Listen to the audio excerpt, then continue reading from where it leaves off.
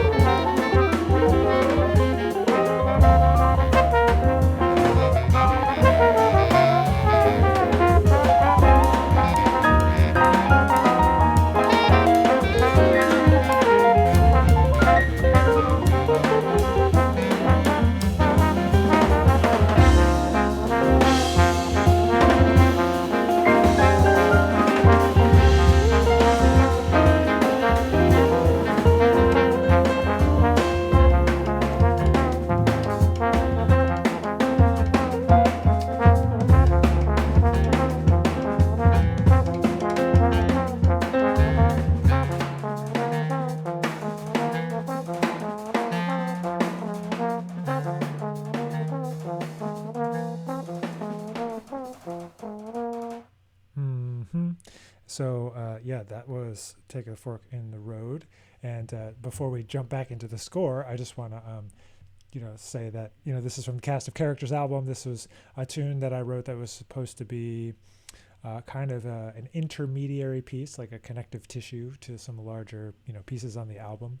And I had the idea of kind of putting that kind of that little effect on the whole track right from the beginning. So if you hear it, I'll roll it back so you can hear it here. You can hear it's kind of like, it sounds like it's in the distance a little bit, like, what's that? You know? And so as it goes, and once you get to about here, we're still having that kind of like radio effect. And you can hear kind of the change. So it's supposed to be like kind of like, what's going on? You can't really hear it. And like it would be that thing where you'd have to turn off the radio to like, wait, what's the what are they doing? It's just one of those like draw you in kind of moments. So that was the overall idea to kind of start with. But to go back to the piece itself and actually talk about what you guys are here to talk about and learn about is the I'll put myself over here so you can still see me, but talking about this piece was all about economies of scale, economies of inspiration. So this basically came from this little guitar figure combined with this, let's see, where do we have the chords here? Right here at letter C, this kind of little chord progression. And this, I wanted it to feel like a kind of a never-ending loop, kind of thing. And there were some other tunes I was working on at the time. I can't remember exactly what they were, but they were like this kind of never-ending loop kind of thing, and I was trying to, you know, figure out how to compose something that would allow me to have that kind of never-ending loop. So anyway, so that was the start of it. And so what happens with this piece is that this line kicks off the piece, right? And then we get this kind of idea of this character again of like this improvising on the static pitch, a constant note. And we have the bass line that enters, right? So we have a third character. And then I wanted it to be that kind of breakbeaty kind of thing from Jimmy, just because, I don't know, I like that. And it was kind of a different texture from the swinging stuff. And then some kind of like sweeping melody lines, gestures here, just kind of over the top. I wanted it to feel like it was sort of out of time. Hence when we get to this C, like writing these triplets here, like if you see these triplets, it's like, makes it feel really kind of out of time. And I told Lucas, like, let's just play it together. Don't worry so much about like being metronomic. And then it kind of leads into like this group improvisation vibe here, right? And then we pass along the figures. So basically I wanted it to end, you know, with the rhythm section playing and then kind of morph slowly so that you couldn't quite tell when and where the sections were, and that like the cues were just auditory, right? And actually, I think we played it totally as written, if I'm not mistaken. Maybe we added like 1 or 2 repeats, but I'm pretty sure it was pretty close to as written.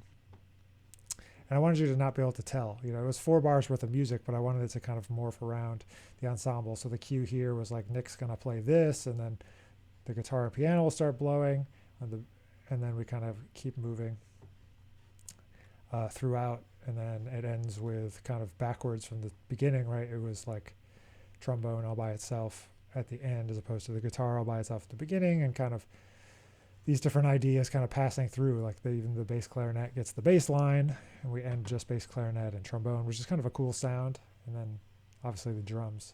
He plays that slick ending there. I love the ending.